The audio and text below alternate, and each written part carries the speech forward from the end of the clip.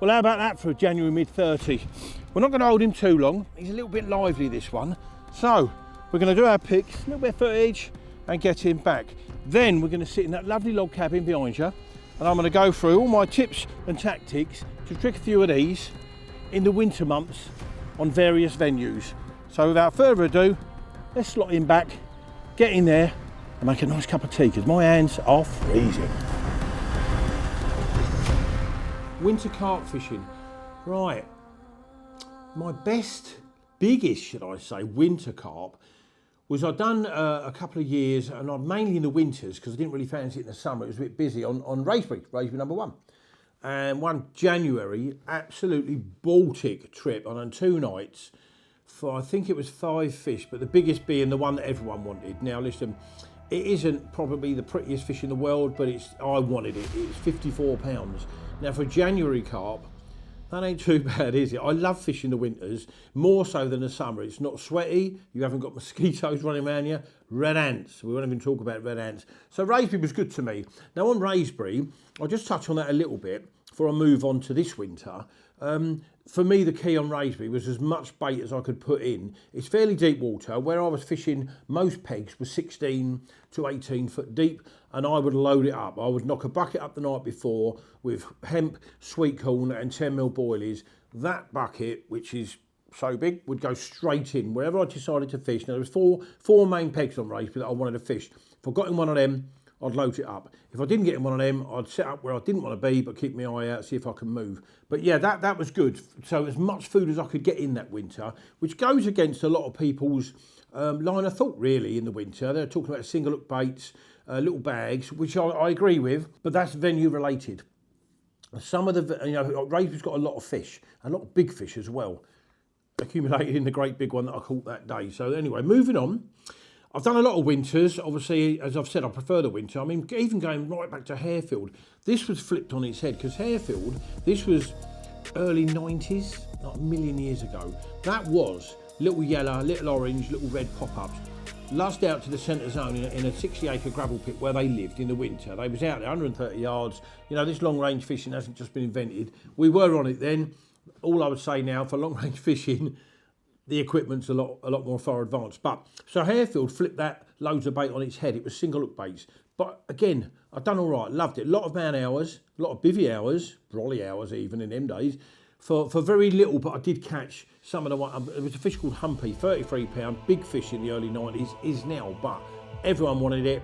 I had that in December on a single little red pop-up. So let's move on to this winter. Now, when I say winter, I'm going to call it 1st of December, irrespective of the weather. 1st of December for me, until the end of Feb, is your 3 months of winter angling. I moved on to, you keep your ears to the ground. You're obviously choosing a venue that's, got a high population of fish. I kept my eye on, I've done quite a lot on linear, as you will know. I kept my eye on Tar Farm, Lake 8. Now, one of the residents in there, or the inhabitants, should we say, last come out when I was over there at the end of June or July with Omar, 52 pounds, and it's a fully scoured. So I'd kept my ear to the ground on that one. Ben the bailiff, to be fair, he's on the lakes obviously more than I am, and he did tip me the hat. He's fishing quite well. You probably need to get down. So Tar Farm Lake, the whole Tar Farm complex is on the Go Catch app. You book your swims, which is a good thing and a bad thing. But I knew where I wanted to be. Peg 7. Okay. Now the bailiffs were fishing the opposite bank, and a little bit controversy, so I won't go into that one. But I went in Peg 7. I wrapped up to a spot that I knew from previous trips in the slightly warmer weather when I was there with clients, and started fishing.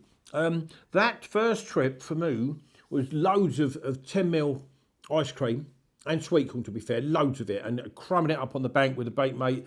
I couldn't put enough in. I'd done 2 nights, had 10 fish, up to, I think on the first trip, the biggest was about 36, 37 pounds, but 10 carp. And I honest to God, the river, it was torrential rain, then it was freezing cold. It's been a bonkers winter, as you know. The first night was torrential rain. The second night was Baltic.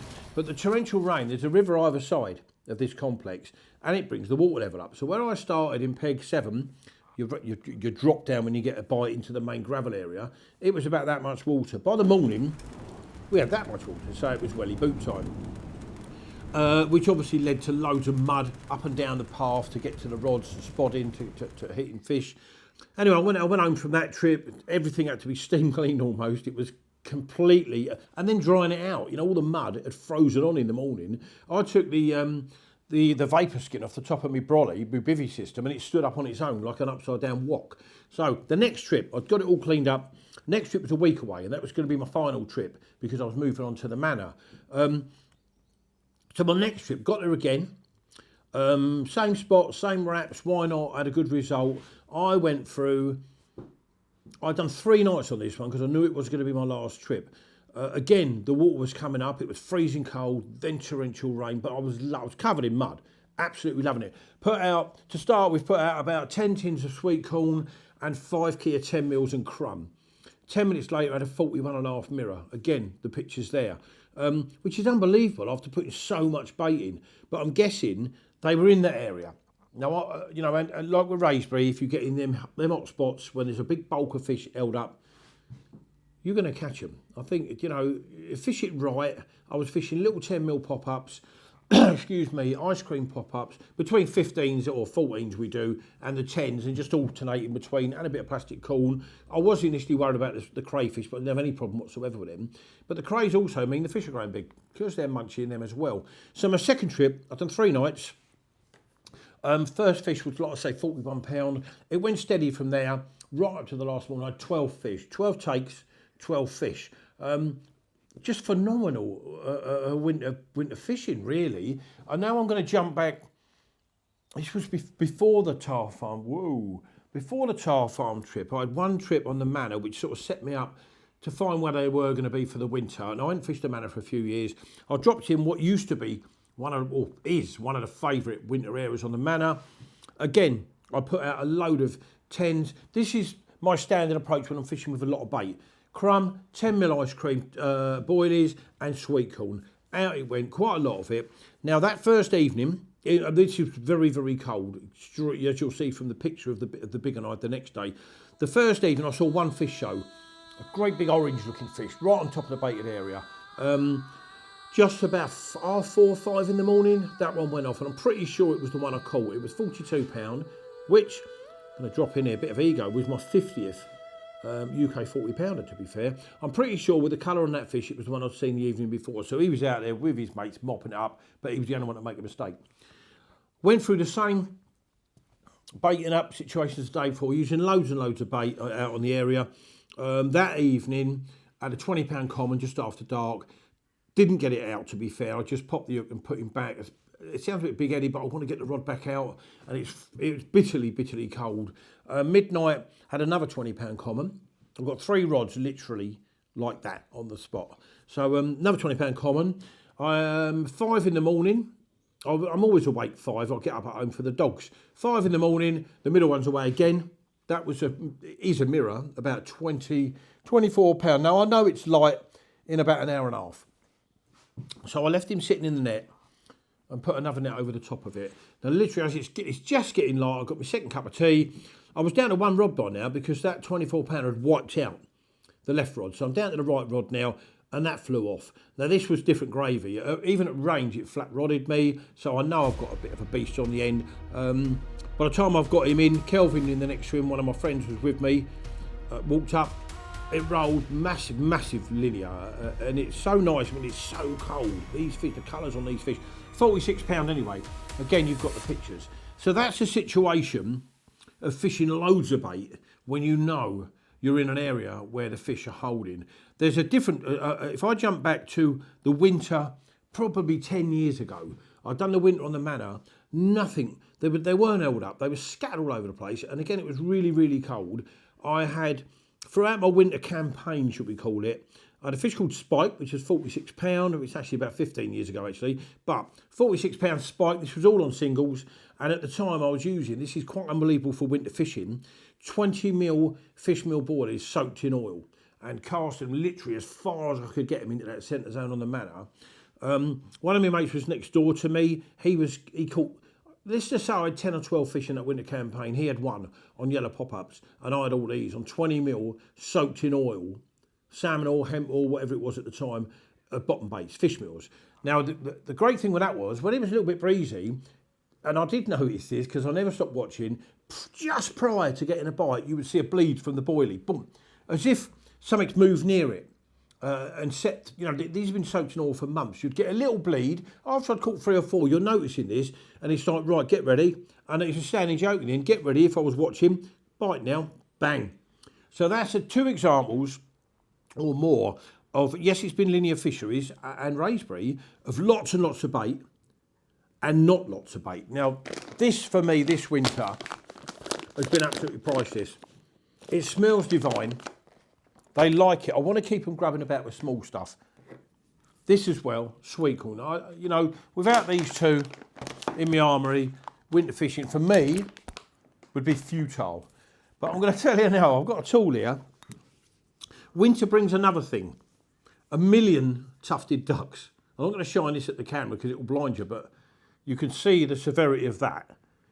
You do need what they call, get yourself on eBay, tufted torch. Doesn't scare the swans for some reason, but it's obviously that light level frightens the living daylights out of tufties, and they're the ones you need to worry about in the winter, because on the Manor, even on Wraysbury, like I said, I'm in 16 foot of water, they're picking baits up. So get up in the night, give it a little bump, send them to the next bloke at the other end of the lake. So that, with that in mind, I've tied up a couple of rigs where I am here. I'm at the moment, I'm at Waterside Fishery in Chesham, Heron Lake. The lake next door has got that great big common that I'm sure is going to break the record at some stage, but I'm not on that one. Christian, who owns these, every winter he lets me come down for a couple of nights, probably 2 of them. I've done a total thing last winter and had, I think it was 33 pound linear looking fish.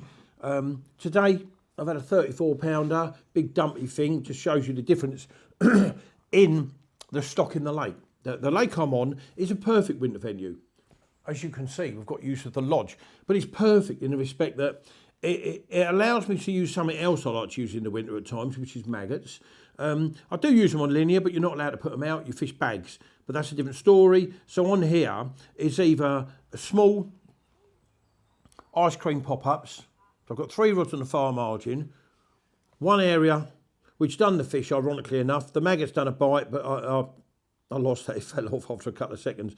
But the maggot's done a bite. The ice cream done a bite. The maggot's done a bite, but I lost that one. So where I am now, we've got about 3 acres, I'm guessing, maybe a little bit more, maybe a little bit less, of lake. I'm the only one on it because it's exclusive booking. Thank you, Chris. And there's about 80, I think 80 odd fish in here. So it's good. It's a lovely venue for what we've got here. Yes, it's palatial. It was torrential rain yesterday when I got here. The rods are about 10 yards away, if that. I ended up sleeping here under the veranda because it was torrential. I didn't put a bivvy up. It was very unpleasant yesterday. Today, I very likely will put the bivvy up because I've got my cameraman behind there. He's going to want to doss in here. So winter fishing, you know, get out there. There's good clothing out there. Warm clothing. There's waterproof clothing, as you've seen me with that fish earlier. Anyone can be cold and wet in the winter. It's the best time to fish. Hot food, nice clothing. I've even got a Grinch hot water bowl that Debbie got me for Christmas. Might sound a bit girly, but let me tell you, on a cold night, that water bottle saves my feet and my legs. Yeah, another point I'd like to make there. Let's now imagine we've never been to this lake. Now, before that, a lot of lakes now, I'm going to touch on this, like I said, have got a booking system. So you can book into a swim. So it's got good and bad, this has. Once you discover that lake or you've looked online and you see where the fish are coming from, you can book them pegs. If there's nothing online, you might book a peg and you're stuck in that peg with no fish whatsoever. So the booking systems on lakes, I'm all for them. Don't get me wrong. I'm all for them. And I'm also against them. So you've got to use them to your advantage by researching the venue you're going to. So now we're going to a venue we've never really been to. We've never seen. Not a lot of information online about. Let's say it's a 20-acre lake, quite round, with some overhanging snags. Usually on them type of venues, a lot of fish will hold in the centre zone. Now, that might seem old hat, but it is true. I've fished a great many lakes over a great many years, and the centre zone usually is a good one. Bear in mind, you can reach it. So, and after one trip, if you get on these fish in the winter, you're going to get a bite. Okay, let's get it right. If you get on a big head of carp that has sat there, you know, you're going to get a bite, okay? With your yellows, your maggots, your oranges, your reds, or even if you put a few bombs of corn and 10mm boilies out there. So let's move on from that one now. So now they're not in the middle. We know that, unfortunately. So what we're looking for now, any sunken barges, any islands with sort of fairly quick drop-off margins. You know, it might be 3 foot right under the trees, but then it may drop, just for conversation-wise, to 6, 7 foot. They're going to like them depths because they can also lift up onto the shallow stuff if you get a bit of sun on it. Now, that does happen. These are creatures that like a bit of sun, same as you laying on a beach. So it's island margins. Any old, I mean, the Thorney Weir in the Colne Valley's got sunken barges. I've had fish dropping leads off the side of them barges, and it drops straight down. I've had fish off of them in the most severe conditions. Yes, the metal's probably cold, but where's that sun hitting? And it don't take long for metal to warm up. So now we've covered that. Reed beds, thick reed beds. They like to stick their heads in them. So if you can get to reed beds and just drop like micro short of them, or in little bays in them, check them out as well. You know, old lily pad beds, they definitely, been to so many, Pads Lake at Yately is a good example. In the winter I fished there and all the fish would be in one great big set of dead pads, just laying there. So you've only got to flick a little bag or a single in amongst them. One of them, curiosity killed the carp, you know what I mean? One of them will pick it up. So open your, also, these. Keep your eyes peeled. One showing in the winter can lead you to a big hit of fish, or a few fish, but one show. They're never usually on their own. Like on the Manor, or like that one fish showed the night before, and I think I caught that one. It led to me, if I hadn't seen that or caught one, I might have moved the next day into another winter area. But one fish showed me to stay put for me 48 hours and ended up with 5 carp up to 46 pounds. So if you haven't seen the lake, check them out first. Keep your eyes in the middle. Fish the snags, fish under overhangs, as long as there's a good bit of water there. Even up against pontoons. Fish like to have a little bit of cover in the winter if they're not sat in that middle bit. But then if they're sat in the middle bit, I'll tell you this, there's usually a hell of a lot of them there. If they're in the little snaggy bits, you might get half a dozen fish because there's no room for them all. But out in that middle, you could have 90% of the stock. So check it out. But also first, every fishery's got a website. Every fishery's got a Facebook. Yes, some people hold fish back, but most people want to share their captures. You know, they want to see their pictures, and why not? They've earned it. So check them out first. If there's no info, check all the snags, but keep your eyes peeled. Moving on to depth of water in the winter. It is, you know, there are no rules in carp fishing, certainly in the winter, okay? They don't move about a great deal, but what they will do is that. Now, I've caught a great deal of fish, as I've said, in Wraysbury and the Manor and Tar Farm in 16, 18 foot of water. They visit the lake bed. Incidentally, it was certain times of day. So I'm going to imagine they're sitting up in whichever's the warmest thermocline for them, because they love a bit of warm water. They'll drop to have a bit of grub and then go back to where they are. So it still means they're catchable. Get the zig zombies out, they're still catchable. But I think it is a myth. Yeah, they don't always sit on the lake bed. I mean, if they visit the lake bed, ordinarily it's to feed. Okay, I have found them laying up in shallower lakes where they're just laying just off the lake bed, which leads to them being covered in leeches when you manage to catch a couple. But they will also move into shallow water for a few hours in the day if the sun's out, because 2 or 3 degrees is a lot to them. It's a lot to me. You know, I want to get my hoodie off. You know, you don't stand at a bus stop and stand inside if the sun's out. You go out, stand in the sun. When the sun goes, you go back in that bus stop, don't you, or in your shed or whatever. So I think it's a fallacy. These are creatures of nature. They're going to be where they're most comfortable, whether that's in 4 foot or in 14 foot or 20 foot. It's down to us as anglers to work it out and track them down. Okay, so again, this means keeping your eyes peeled. If they're showing, they're there. Then you've got to work out how, where, and when you're going to catch them. Now, also, as this is very repetitive, but I can't help myself. Heavily stocked venues will also produce more fish in the winter than loosely stocked venues. So choose your venue. You know, I don't mind blanking a bit if I want to catch a big one, but I totally understand. I've got clients that will fish really, really almost overpopulated lakes because they want to go fishing. They don't get much time. You know, I fish Monday to Wednesday. These guys work in wherever they're working, factories and blah, blah, blah, blah, blah, shops. They get a Saturday to a Sunday, or even just a Saturday. So pick your venue wisely to what you want to gain from carp fishing. I get asked a lot about, do I scale down my tackle in winter? Well, no. I use the same as I do in the summer, you know, thick lines. lead core, fluorocarbon leaders, whatever suits the venue. But more importantly, on the rig end, a size 4. You know, for me now it's a size 4 lock hook. I'm fishing for fish between 15 mainly and maybe 55 pound.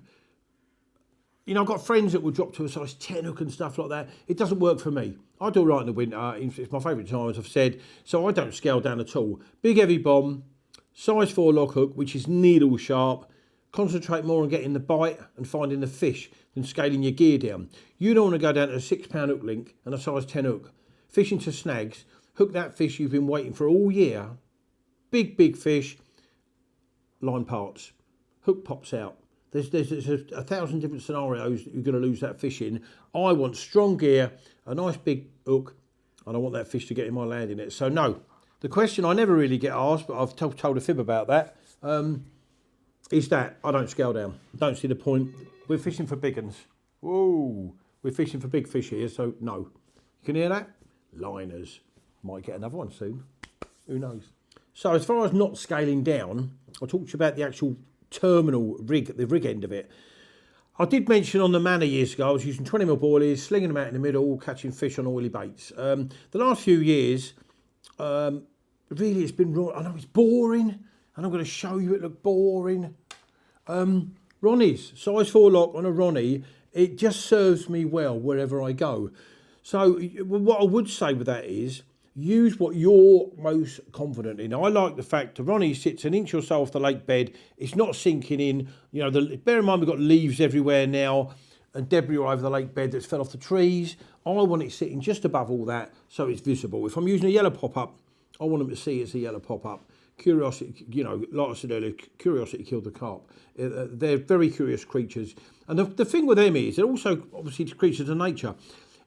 If there's a tenner on the floor, I'm going to grab it before Omar does. If there's a yellow pop-up and you've got a greedy bunch of carp, one's going to grab it before his mate does. So, yes, Ronnie's for me. It sits proud, it sits bright, and it gets me bites. Oh, got a bite.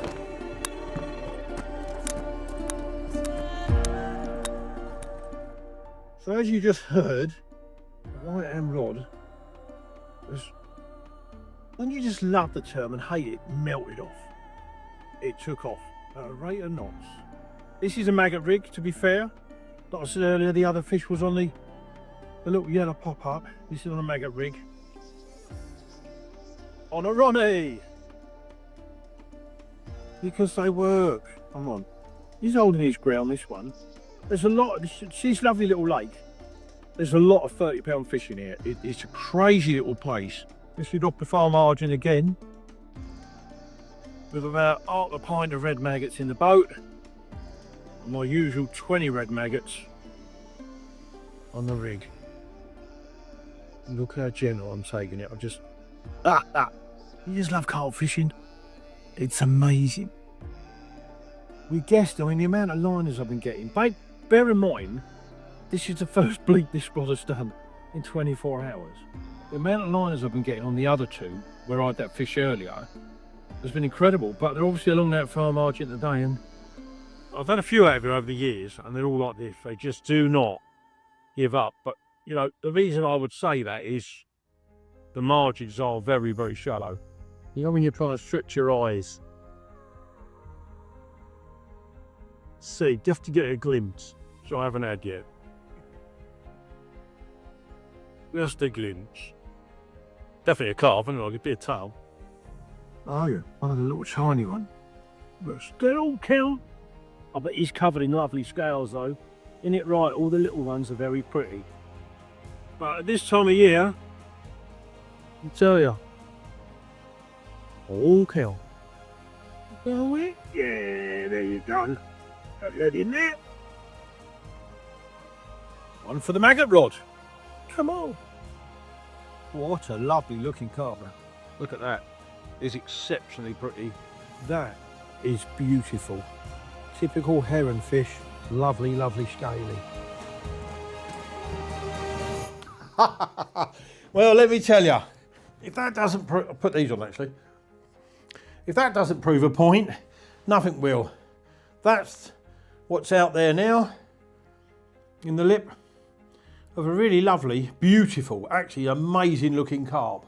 Again, winter. So there you go. What more to be said about that other than just one more? I get asked it. No, I don't. On here, they're not everyone's friend, little remote control boats. Now on here, I've got friends of mine that fish here. They fish from the other side where there are swims. There's nothing out of bounds on here. And they lower them on the edge. They've got a couple of hours, one being Ollie Davis. To be fair, catches a lot of fish here. But Ollie, as you know, has 2-hour sessions and always catches a fish or two. I've got a couple of days with a cameraman and trying to catch them from the far side. So it's better to situate ourselves here. And I'm using my little Ridge Monkey boat, which I can't fault. Mega little boat, very quiet. Because for me, throwing 4-ounce leads across to the far margin with big PVA bags is going to frighten them off. Trickling a little tiny boat up there, dropping it in the areas I know they're going to be in, stealth proves it. We've had a 34 and this one's about a 20, I think, but almost heavily scaled, very heavily scaled, almost fully scaled. I'm waffling because I'm really excited. I've got a fish. So stealth as well. Stealth and a Ronnie. I'll tell you what we do though. We need to get out there. We'll finish this lovely little bit of footage, which I hope helps you with one of the most beautiful fish that I've caught from Heron. Follow me.